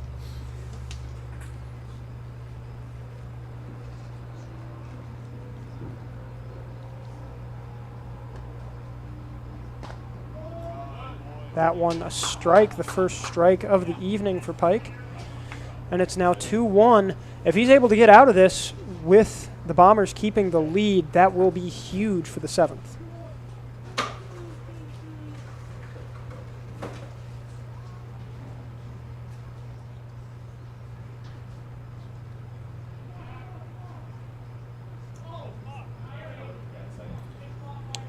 Two-one, and Beasley dancing around quite a bit there at second. Looks like it's going to be the shortstop, Lemon, who's going to have to cover if there's a throwback.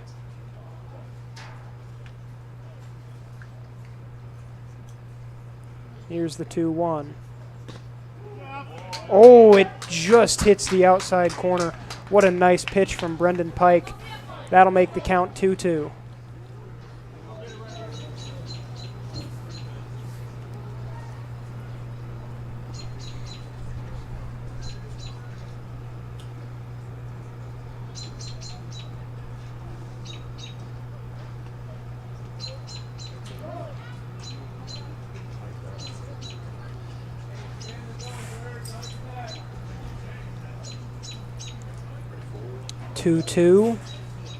Big at-bat here for Jacob Aberg, who's 0 of 2 on the day. If he gets a nice hit into the outfield, he could get an RBI and tie this game up. Instead, he fouls it back. There was some power on that ball, and if he had swung just a little bit earlier, he might have been able to take that ball for a ride into the outfield. Yeah, it was a mean swing there. He wanted to drive that into the outfield and tie this thing up, but just a tad off in the timing. See if he can redeem himself here.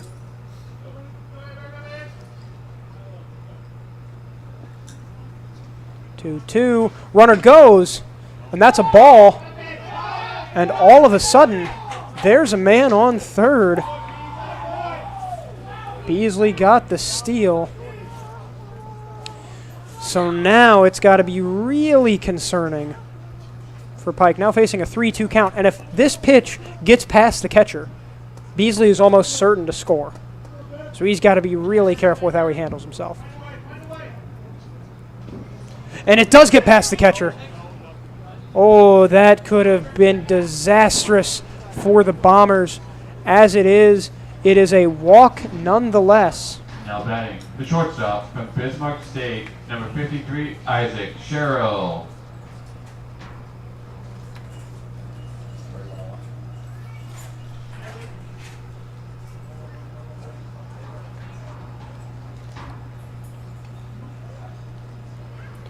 Isaac Sherrill now at the plate, 1 for 2 with a walk and 2 runs.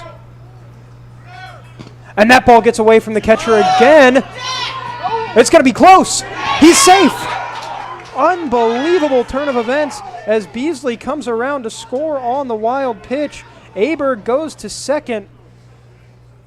And as soon as this 6th inning hit, things have just gotten disastrous for the Bombers. They came into it with the lead, and now they have lost that lead, and there's a man in scoring position. I mean, what's going through the heads of the Bombers' offense right now, do you think? The Bombers' defense has got to stay and get this last out and trust your pitcher, although there's a little bit of control issues, and that's what we talked about, was that just control issues and the lack of depth in the bullpen from the Bombers, and that's what we're seeing here after getting the starter out.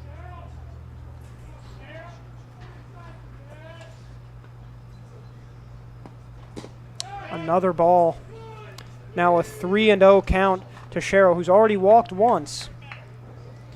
And Brendan Pike has walked 4 heading into this game, also hit 5 more, so certainly some control issues, and those revealing themselves at a very inopportune moment for the Bombers. That one, though, right down the middle, no problem. And another strike for Pike. That'll make it 3-1.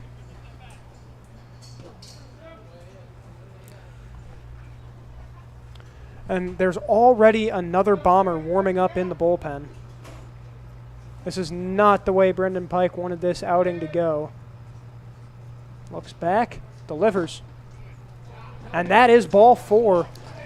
And that will bring up one of the last guys that anyone would want to face with 2 outs clinging to a tie ball game. This is Ira Lee, who is 2 of 3 on the day. 2 singles. He scored both times.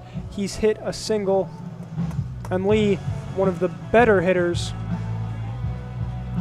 on the Red Raiders, as we go to a mound meeting. He had 3 hits heading into today. He's already almost doubled that total. And, Jack, what do you think they're talking about on the mound right now? He's trying to get some confidence back into his pitcher here to just get that final out and keep this game at 6-6. You don't want to give up the lead for a 3rd time in this game. Just get that final out and saying, hey, you can do it. You're born to be here. You're good enough to be on this stage. And I think that's exactly what Coach is talking to him about right now. Yeah, probably don't need any strategy things because you know what you have to do as a pitcher. You have to get this guy out. It's probably just more of a confidence boost. Just making sure that the pitcher not only knows what to do but believes that they can do it. Lee to the plate.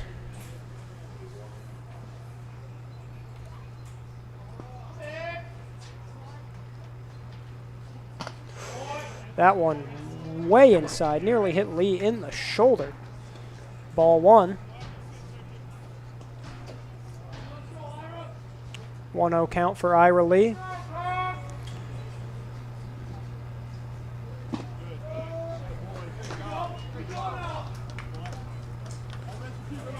One now, and I gotta say, Jack, it would be very fun to see 2 streaks that have lasted since the beginning of June end on the same night. Be a crazy night of baseball here in the Corn Belt. Just because the CWS is over doesn't mean that quality baseball isn't being played in Omaha. We've got it right here in the Corn Belt League. Corn Belt all summer long, baby. We got dramatics, too. It's 6-6 in the top of the 6th. Men on first and second. 2-1 count to Ira Lee, who has been incredible today. That one fouled away. So that'll make it 2-2. Brendan Pike with a chance maybe to end the inning and limit the damage before anything else can be done, and at the very least give his offense a tie ball game to work with.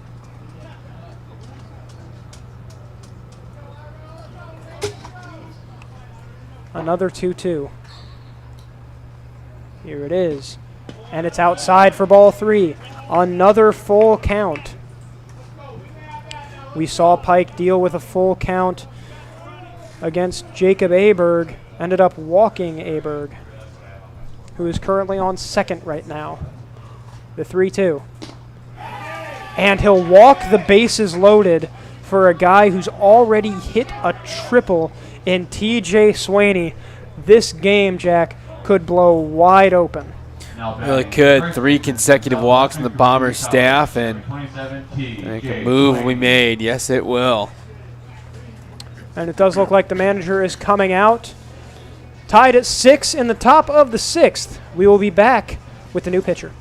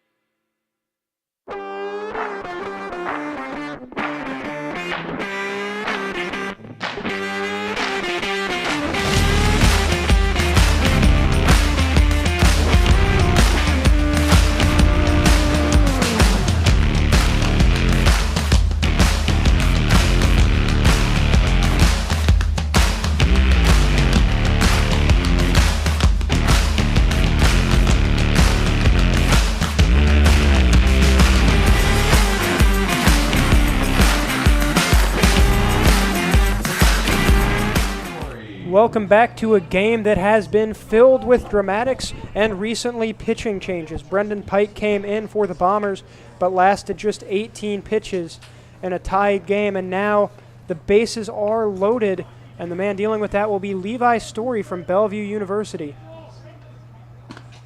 That ball inside. Story on the year has pitched 5 2/3 innings, had 4 hits, given up 5 earned runs, and 7 walks, but he has struck out 8, got a 6.18 ERA, and while this is not necessarily a positive, that is one of the lower ERAs on the bullpen staff for the Bombers. 2-0 count, and what does Story need to do to fix this inning and give the Bombers a little bit of hope heading into their offensive half? Focus on the hitter and get strikes. I mean, find the zone. That's why you're on a Corn Belt team, is you can throw strikes, and it's just, and the pressure's getting to you if you're the Bombers here. Just can't seem to find the zone whatsoever. The pressure's certainly gotten to the relief pitchers, Pike and Story. That's 3 straight balls for Story, and a walk. Remember, scores a run. The bases are loaded. And that'll do it. Once again, the Red Raiders lead this game. An RBI walk for TJ Swaney. That is Jacob Aberg coming around to score. And it is now 7-6 Red Raiders. We are headed for a very interesting finish here. Now batting. This the is catcher from Caleb College, number 33. This is Caleb Schramm coming up. We've almost gone through the whole order. Aiden Augusta, who is currently in the on-deck circle, walked to open the 6th inning and ended up coming around to score. Yeah, we've batted around here in the 6th inning, and 4 of these guys have gone on via the walk, and that was the last 4 hitters to come to the plate, and now 5 balls out of the gate from Story. Everybody but Tyler Beasley, who's reached base for the Red Raiders, has done so on a walk this inning. It's incredible. Augusta walked, Harkin had a single, Aberg walked, Sherrill walked, Lee walked, and now Swaney walked. Sherrill, Lee, and Swaney are on 3rd, 2nd, and 1st, respectively, for Schramm. Schramm is 0 of 3 with 2 strikeouts on the day, but if he could get a hit, it could blow this game wide open. He's got a 1-1 count right now. And that pitch is low, except for the foul ball. Levi Story still has not thrown a strike. You can see why the Bombers wanted to ride out Zane Layden as long as possible. So, Jack, what do you do if you get to the 7th inning and either you're down as the Bombers or you're tied? What do you do in that situation with the pitching? I mean, whoever really, if Story's not the answer, go one guy deeper in your bullpen, but you have to give. That will drop. And another man coming around to score. He's not going to get there. So that'll be 2 outs. The question then, will the run that scored count? It will not. So that could have been an RBI single. Oh, never mind. The run will score. So an RBI single for Schramm. That ends the inning. It was Sherrill who came around to score. Lee, a little too over-eager. But an excellent inning for the Red Raiders. Put 4 across, and they now lead 8-6. We'll be back for the bottom of the 6th.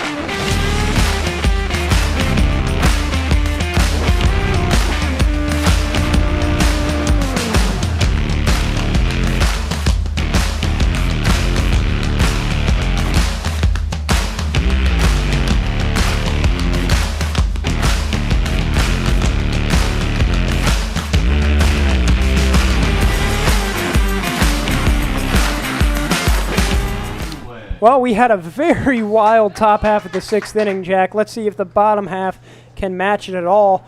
Bombers certainly hoping it can, dealing with Jackson Meyer. Count goes to 1-0. I mean, what do you think happened to the relievers there in that 6th inning? You know, the Bombers have had issues with that all year long, is just control and getting outs, and that's what we saw a glimpse of in the top of the 6th inning. And the Red Raiders capitalized. They were patient, and that's exactly what they needed to do against this back half of the Bombers bullpen. And right now they're carrying a 2-run lead. We'll see if they can keep that, but leads have gone away multiple times in this game. Jackson Meyer has certainly been slightly better than his counterparts on the Bombers have. Meyer, I believe, did give up a run, but only a run.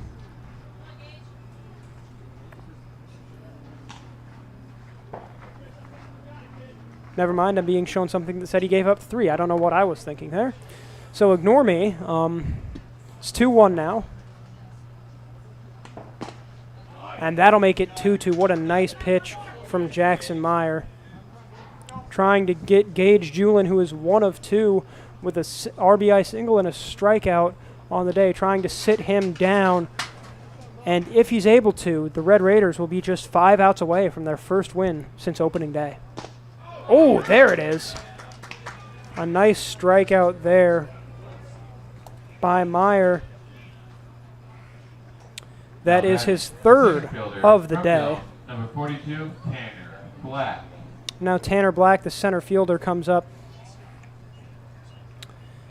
Jack, what do you think the main difference has been between the Red Raiders relief pitchers and the Bombers relief pitchers? Because they both face similar situations. I think the Red Raiders pitching staff has had more control. I think they let the Bombers hit the baseball more than the Red Raiders offense has been able to hit the baseball. They've gotten their runs in 2 different approaches. It's patient batting from the Red Raiders, taking walks, where the Bombers have been a little more aggressive in finding the gaps and hitting it.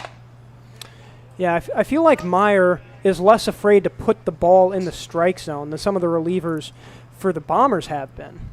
Yeah, they may be trying, thinking about it too hard, overthinking it. The Bombers, just, the pressure to putting it in the zone, gets to them, and they miss the zone, and trying to paint those corners more than they really have to. Just find the strike zone and trust your defense and let the hitters do their thing. It's simple when you think about it, but you don't have to make it too complicated. Got one fouled back to make it 2-2. And you're right, at some point in an at-bat, unless you're really, really good with breaking balls, you're going to have to hit the strike zone eventually. Oh, absolutely. Otherwise, you're just going to walk everybody. Exactly, and you'll be out of the game before you know it. The 2-2 to Black. That hit the catcher's glove so hard it came back out. That'll make it 3-2, a full count, 1 out for Tanner Black. The lights have now fully come on here at JJ Isaacson Field at Seymour Smith Park. We've had a long day of baseball, but boy, has it been interesting. It really has. We've had 2 competitive games, and that's what you like to see. Another strikeout for Jackson Meyer. Boy, he has found another gear in the bottom of this 6th inning. Julin and Black have both been sent down swinging. And now Brennan Cassio, who had a single in the 4th, is going to try and keep the Bombers alive here in the bottom of the 6th. He's 1 of 2 with a fly out to center and that single I just mentioned. Meyer trying to paint the zone there. That'll be a called ball. But yeah, like you said, he's been finding the zone and letting the hitters do their thing. Hitters just haven't really been able to get the ball in play. 1-1, 2 outs, back-to-back strikeouts for Meyer is a big way to start this inning. And you're working down towards that bottom of the order, and if you can get Casillo out here and just face that bottom of the order in the 7th, that'd be huge. Ooh, what a nice pitch there from Jackson Meyer. And yeah, you're right. Facing the bottom of the order would be a huge boost for Meyer rather than having to go up against Spongberg and Grease again. Here's the pitch. That one lined over the second baseman's head into right center. And another single for Brennan Cassio, also basically to right center. I'm sorry, I said left center the first time. It's to right center, excuse me. So Casio now on base. And now Philip Jordan, the catcher, coming up. No, pardon me.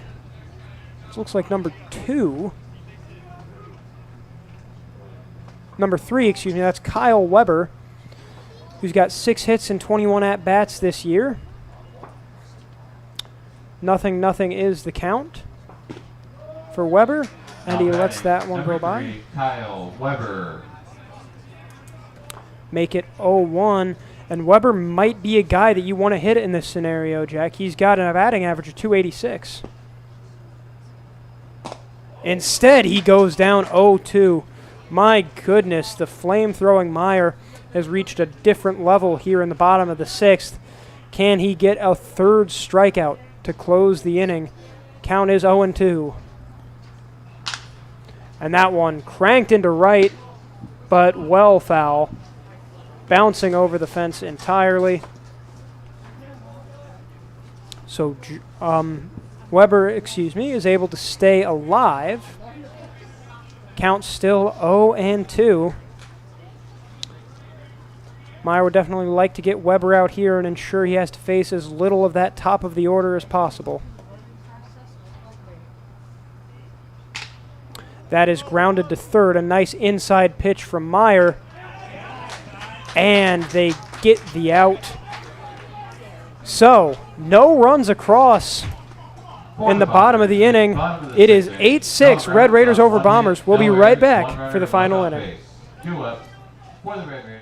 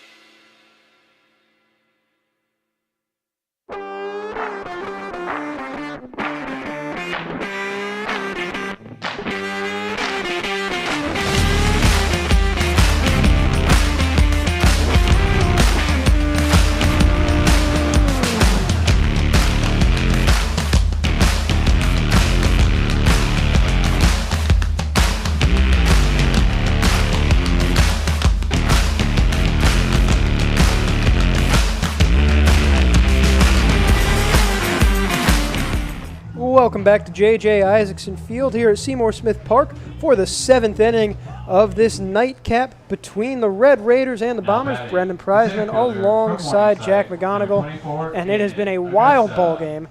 The Red Raiders lead 8-6. Aiden Augusta led off the 6th inning with a walk, ended up coming around to score in what would end up being a 4-run inning for the Red Raiders. And he will bunt to start this one, but it will go foul. Good idea trying to bunt against Levi Story, but he was unable to do so, so it's 0-1. And Jack, what's going through your mind here if you're Levi Story? You're back out for the 7th after closing out the 6th. Your team's down 2, and you know you got to limit the damage. Do you just give it everything you got, or do you try and make the hitters chase a little? You just find the zone any way you can. I mean, yeah, you're down 2 runs, but give the pitcher something, or give the hitter something to hit, because your staff has had problems walking batters in the last couple innings. Something like that. Yeah, there was something to hit.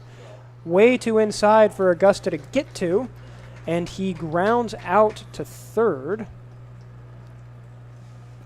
So next up will be number 60. This is Ryan Vermeer. Ryan Vermeer. And Vermeer struck out looking in the 6th.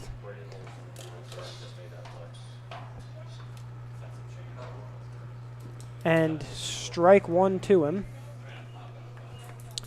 Vermeer, that was his 10th at-bat of the year in the 6th. He has 1 hit in those 10 at-bats and 4 strikeouts. But anything goes in this game. It's been a wild and wacky game already. And we might be on hold for more wackiness, as that makes it 1-1. And Jack, as you look at the offense for the Bombers heading into the bottom of the 7th, you've got Rebecca Lara and Cole Nordine coming up first, but after that, you're guaranteed to see Danny Spongberg. Mm-hmm. So what do you tell Nordine and Lara? Do you tell him to try and just get on base, or do you tell him to swing for the fences? Get on base, because you got that top of the order coming up, and they can do the damage for you. We've seen that all game long. Just find a way to get on base if you're the Bombers in the bottom half of the 7th inning. That one stroked to second base, but Vermeer unable to run it out. 2 quick outs for Levi Story here in the top of the 7th. Now up to the plate is Mitchell Baker, number 28. Mitchell Baker. He came in for Tanner Versalino. Baker also struck out looking in the 6th. And, I mean, that top of the 6th is just incredible to look at. It went walk, strikeout, strikeout, walk, walk, walk, walk, walk, single, walk. Yeah. Or no, single, and then the inning ended. Yeah. It was just incredible to watch in real time. Story gets ahead 0-1. But will not the count up at 1-1 as that one got away from him. We'll see what Baker can do. He does have 4 hits on the year, hitting .267 heading into tonight.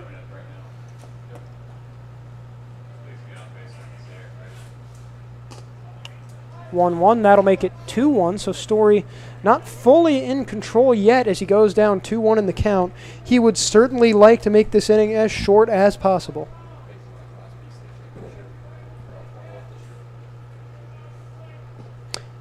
And that's a good way to do it, getting a strike. 2-2 now with 2 outs in the top of the 7th.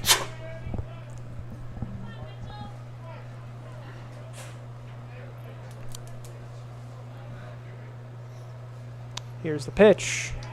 Low and outside. So we've got a full count for Mitchell Baker.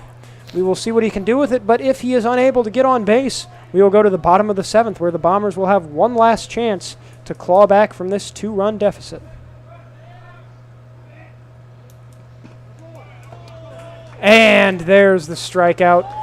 It was looking, but what a nice half inning for Story. After kind of a rough 6th inning, he's able to go 1-2-3 in the 7th. We've got just 3 outs to go here at JJ Isaacson Field. Red Raiders 8, Bombers 6. We'll be right back.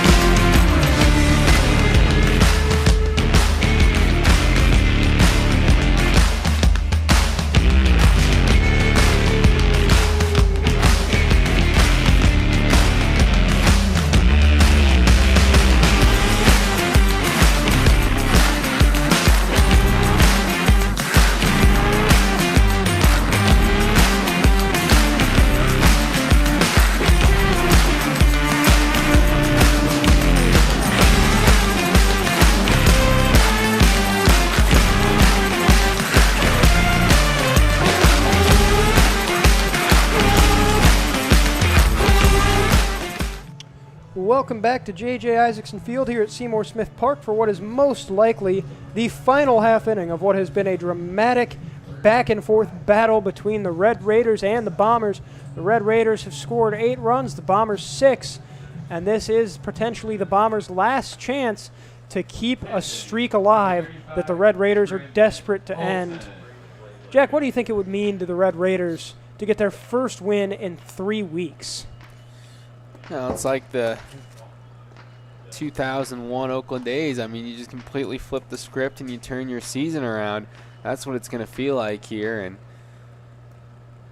I mean, you can really turn around, boost some confidence in that dugout if you get a win here tonight, and kind of a come from behind victory. It was 6-4 going into the top of the 6th. You score 4 in the 6th, and you make this thing a whole new thing, 8-6. And yeah, I mean, it'd be a huge turn of the page and huge momentum boost for the Red Raiders, coaches, players, everybody. Especially heading into the All-Star break, too, because then that's the freshest memory in your head is, hey, remember that time we came from behind and beat a team that was much higher in the standings than we were? Yeah, like, you're bouncing off a victory, absolutely. Yeah, you're going to have that heading into the All-Star break. The All-Star break festivities sure to be a lot of fun, but you know, this could be a huge momentum boost for the Bombers. As you said in the pregame, the middle of those standings, it's pretty muddled. Anyone could do anything. But one thing that Jackson Meyer has been doing is striking batters out. That is his 3rd strikeout in the last 5 batters. And now this is number 69, Joe. This is number 69, Joe Baril. Nice. 11 at-bats on the year, just 1 hit, struck out 5 times. Maybe not the best guy you want pitch hitting, but maybe he's the guy who can extend the inning. Lets the first pitch go by strike 1. The funny thing is, last time Nordin was up, he hit a double, so I'm not sure why you would take Nordin out in this situation. What do you think, No, Jack? he's rolling right now, and I see he shook his head there. He didn't like the pitch. He kind of regrets he swung at a high fastball there, and now he's down in the count. No balls and 2 strikes with 1 out. Yeah, I'm just struggling with the decision to take out Cole Nordin because he hit a double in the 5th inning. Wonder if that'll come back to haunt the Bombers as some fireworks going off. There have been plenty of fireworks here. And that'll be strike 3. Make it the 4th strikeout in the last 6 batters. Now batting, the right fielder, for Jackson Meyer. He has been unstoppable, but now he's facing an unstoppable offensive force in Danny Spongberg. Spongberg is 1 of 1 with a single. He's had 2 walks, stolen 2 bases, and scored twice. This is not the guy you want to be facing, but if Meyer can get him out here, that'll end the game. Oh, a nice strike there. What are you throwing to Spongberg here if you're Meyer, Jack? Got to be careful with what you throw, but Spongberg's not a guy to, go yard or anything like that. So I think if you just let him hit, maybe trust your defense. I think they've played well tonight. It's, they just 1 error, but 7 innings, not too bad. I think they've made some nice plays out there. Trust your defense and, don't overthink this at bat too much. That one fouled back. So that will make the count 1-2 for Spongberg. Just a strike away from this game being over. And a 3rd loss in the last 4 games for the Bombers. A crushing rut heading into the All-Star break. Here's the 1-2. Meyer delivers.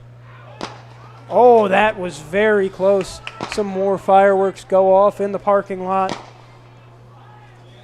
2-2 now. 2-2, 2 outs. The run margin is 2. A lot of 2s on the scoreboard right now. Meyer trying to make one of them 3. And he does, but it's not the one he wanted. Count now full. And this is what you dream about when you're a little kid playing in the driveway. Full count. You got to get on base or the game's over. And he will be struck out. What a finish by Jackson Meyer. Striking out 5 of the last 6 outs. Holy cow. What an incredible finish to this game. And the streak is finally over. The Red Raiders win their first game since opening day, June 6th, and what a game it was. Yeah, absolutely. That's a huge confidence boost going into the ASG week. And the Red Raiders, man, they never gave up. They were down early, 2-0. Things weren't looking to go their way really early on, but they never quit, and they kept fighting, and they get a hard-earned, great victory here tonight. Yeah, certainly hard-earned and a great victory it was.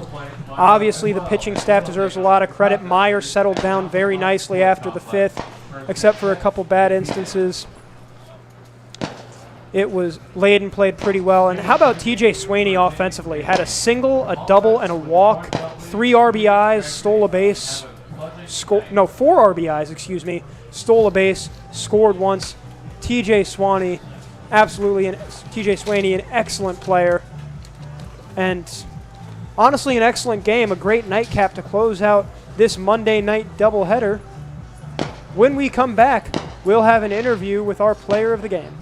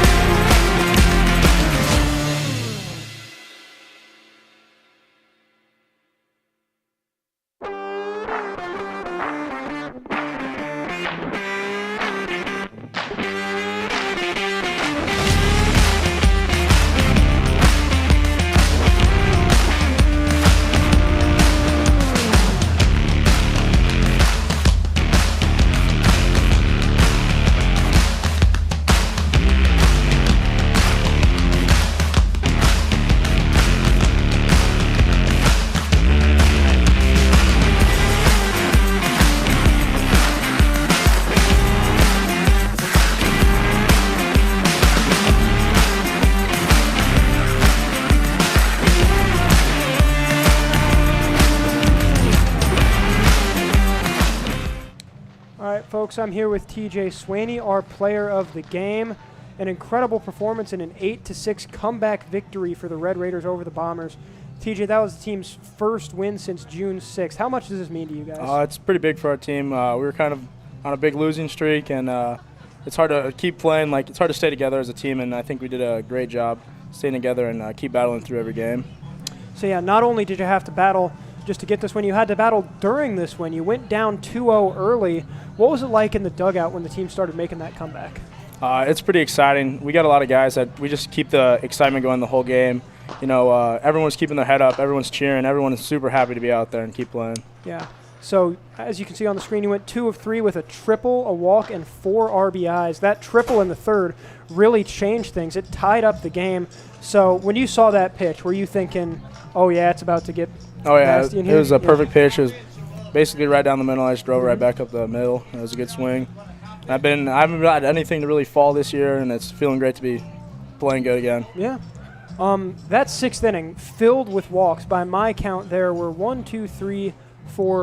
5 walks in that inning. Now, they aren't as exciting as big hits necessarily, but was the dugout still keeping the excitement up for those? Oh, yeah. It was great. We were all chirping and everything, keeping it alive. That's what we needed. Well, you keep the team alive, and you talked about how much it's nice to break that losing streak. How much more does it mean now that you're heading into All-Star Weekend and you have a little bit more of a break, and now this is going to be the freshest thing in your minds? It's going to be great. It's going to help the team keep playing good. I think we're just going to come up right now. All right, this is TJ Swaney, our Kelly Supply Company player of the game. TJ, thank you so much. Excellent performance. Good luck the rest of the way. Thank you. I appreciate it. Yeah. All right, so for Jaden Taylor, Alex Tejan, Jack McGonigal, and our entire crew, I am Brendan Preisman saying so long from JJ Isaacson Field. Have a great night.